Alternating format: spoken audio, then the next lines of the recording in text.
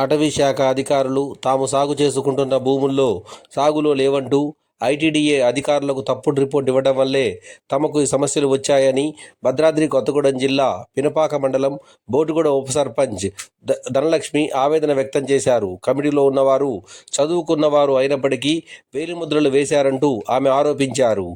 సెక్రటరీగా ఉన్న అప్పుడు అధికారులు చైర్మన్ పంపిన రిపోర్టులో ఏముందో తమకు తెలియదన్నారు. ఇప్పుడు ఆ మాటల్లో విందాం. అవి బట్టా పోయి భద్రాచలాలు ఇచ్చిండు ఐటీడీ కాడ ఇచ్చితే ఏం చేసిండ్రు పారిశ్రోలు పోయి ఏమని రాసిందంటే అందులో సాగులో లేదని రాసిండ్రు.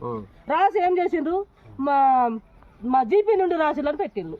జీపీ నుండి ఎవరన్నా మన లేబర్ని అన్యాయం చేస్తారా?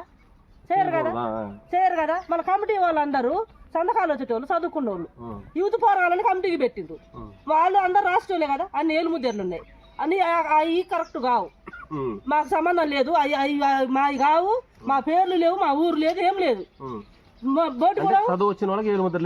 వేసున్నాయి వీళ్ళు పెట్టాల్సిన సంతకాలు మాయి కావని వీళ్ళు అంటారు, లేదు మీ అనే వాళ్ళు అంటారు. అయినప్పుడు ఏమన్నాడు ఎమ్మెల్యే గారు, మీ కానప్పుడు నేను చేసేది ఏం లేదు, మీ వాళ్ళు చేసేది ఏం లేదు, మీ సాయి వీళ్ళు పోండి, వీళ్ళు సాయి వీళ్ళు పోతారని చెప్పి పంపించిండు. పంపితే ఏమైంది, ఎమ్మెల్యే గారు పోయి బీటి మీద తీసుకోమన్నాడని వచ్చి పెట్టిండు, బండ్లు పెట్టుకోమన్నాడని. మీ ఇందాక ఎమ్మెల్యే గారి దగ్గర పోయినా పోతే నేను బండి ఎందుకు పెట్టుకోమంట, నేను మిమ్మల్ని ఎందుకు అన్యాయం చేస్తాను, ఫోన్లు చేస్తే ఎత్తట్లేదు. చెప్తారా బండ్లు పెట్టుకోమని? ఇప్పుడు నువ్వు మా కాగితాలు మా జీపీ నుండి మేము మా ప్రజలను అన్యాయం చేస్తావా? మేము చేయగలుగుతావా? జ్యోతి మేడంను మీ సర్పంచ్ పాత సర్పంచ్ సుధాకర్ పెట్టిందని చెప్తాను. జ్యోతి గారి సంతకం పెట్టింది, సంతకం ఏమని పెట్టిందంటే సర్వే చేసినాం, మాకు పట్టాలు కావాలని పెట్టింది. కానీ వీటిలో చదువుకున్నారు కదా, చదువుకున్నారు, ఆయన పెట్టలే సంతకం. జ్యోతి రాంబాబు సార్ పెట్టిండు, ఈ కమిటీ వాళ్ళు ఇద్దరు పెట్టిండు, ఎవరు పెట్టలే. కమిటీ వాళ్ళు ఇద్దరే పెడితే 100 ఉన్నాయి ఇక్కడ. మా జీపీలో 120 అప్లికేషన్లు, 190 అప్లికేషన్లు అన్ని నుండి వచ్చినాయి. ఎక్కడి నుండి వచ్చినాయి అవి ఎవరి? మళ్ళీ మా జీపీలో మా వాళ్ళ పేర్లు ఎవరి రాలే, మా వాళ్ళు ఎవరి రాలే. బొగ్గం అర్జున్ రావా, అదే బొగ్గం రామారావు అట, ఎవరో కోరం భుజంగ రావట, అవి మా ఎక్కడి ఇక్కడ మా జీపీలో లేరు వాళ్ళు. ఏడు నుండి వచ్చినాయి ఎదురుగా పెట్టి మాట్లాడింది నిన్న ఎమ్మెల్యే గారు. మాట్లాడి మీ సార్ మీరు పని వాళ్ళ సాయాలు పోతారు, మమ్మల్ని పంపిస్తే మీరు వచ్చి అవి పెట్టుకుంటాం, ఎందుకు ఊరుకుంటాం మళ్ళీ ఆఫ్ చేయకుండా.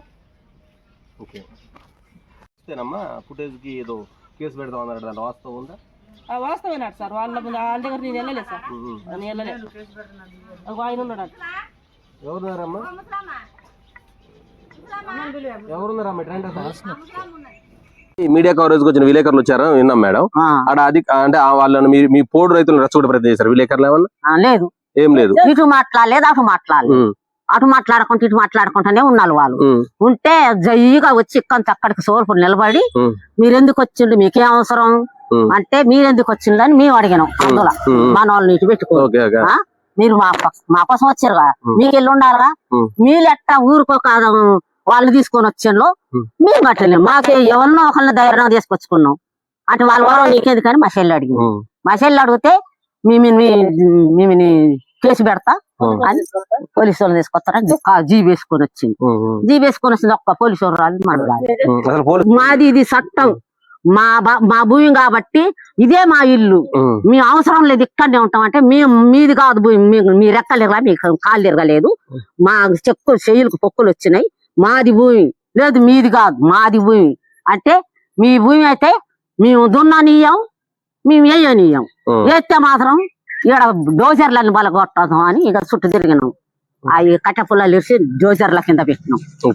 పెట్టితే అట్టా తీసుకున్నారు ఫోటో, ఇట్టా తీసుకున్నారు, మీ మీద నాట కేసు పెడతాలట. మీరు ఎందుకు వచ్చిందంటే ఎట్టా పెడతావు పెట్టి విలేకరుల మీద కేసు పెడతామని అన్నాను అని ఫోటోలు. మేము ఎందుకు వస్తా ఉంటామా, ఏం జరిగిద్దని మిమ్మల్ని రెచ్చగొట్టాం కదా, వాళ్ళని కాదు. అదే నేను ఇలా అందుబాటులో విజయవాడలో వెళ్ళి వాళ్ళు అడిగిందిలే.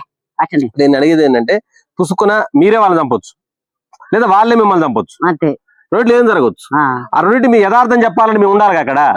మీరేం చెప్తారు, ఇప్పుడు మీరు వాళ్ళని చంపి కూడా మేము చంపలే అంటారు, వాళ్ళు మిమ్మల్ని చంపి కూడా మేము చంపలే అంటారు. మరి యథార్థం చెప్పాల్సింది ఎవరు అక్కడ?